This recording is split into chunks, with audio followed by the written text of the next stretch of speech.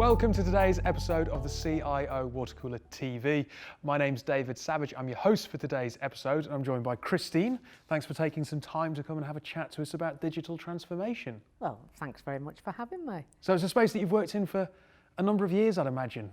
Oh, lots of years. Because when you think about it, we've been doing digital transformation since probably the 90s, when we were privatising water companies and energy companies. You know, they all needed to be carved out of local government, and they needed to be reorganised. There was heavy investment in new technology. So yeah, we've been doing it for quite a while when you think about it. I mean, that's kind of the point that I was hoping to kind of get at, because we all talk about digital transformation like it's this wonderfully new, exciting thing that organisations are going through. And sure, it's on the agenda of a lot of organisations now, but it's not like it's something that's just happened. No, it isn't. And I like to think about it as three different things. So I like to think about it as digitising process and developing digital products, and then developing service wrappers that go around the products and the services. And I think the reason perhaps we think it's perhaps new is that years ago it was hard to do it because the technology wasn't really there. Yeah.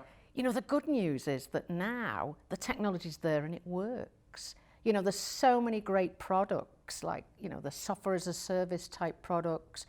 You've got a whole new set of intelligent enterprise resource planning tools. You've got things like robotic process automation, machine learning, that actually can now help organisations to not only restructure, but to change how work gets done in their organisations and where it gets done. So you know, things are really changing. And I think what's important for companies is to really think about how they benchmark themselves. I call it the digital tipping point, because I think years ago probably what we also did is we tended to do companies A to Z, start at one end of the company, we're going to transform you, and then start at the end. These days I think it's a much more sophisticated approach. So I think we have to be really quite thoughtful about where we put our efforts, and so that we transform the bits that really are going to add value. And I think there's some great examples out there. And I think what's super important is to look at not only where you figure in your current industry. So if we were talking about water, you know, how do I rank compared to other water companies? It's also important to look horizontally across industries and across those industries that are adjacent to you. So I think a great example of modern digital transformation is Peloton, you know, the cycle class company. Because you know what they've been able to do is to leverage exercise machines and digital media, and then they've put it together with, like we were saying before, with a digital wrap around the services and create a whole new different product. So what you're describing there is very much mindset rather than technology.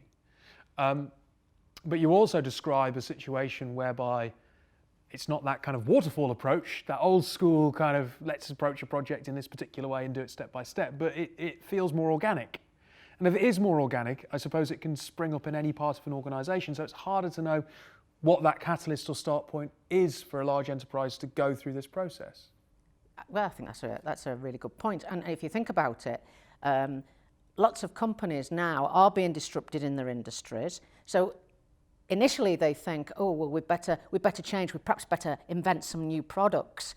But actually what they'd be perhaps better off doing is re-looking at some of their existing processes and actually saying, can I make these even better? Can I automate them? So that I'm actually spending less of my staff's time doing the things that machines could do. Yes. You know, because machines can match invoices. We've managed to teach them to do that. You know, they can match invoices. And also starting to think about how do you make your company move from rear wheel steering to front wheel steering, so that you're not always looking in your rear wheel your mirror all the time. You're actually looking at where you're going. Yes. So I think you're right. There's lots of places you could start. I think what's important to do is work out where can I start that is going to deliver value that customers would pay for. And also think about how can I create slack in my organisation, for want of another word, that means I've got the resources to do that. Because nobody's going to say to a company, oh, we don't mind if you increase your running costs to do this. And I think that is the current dilemma.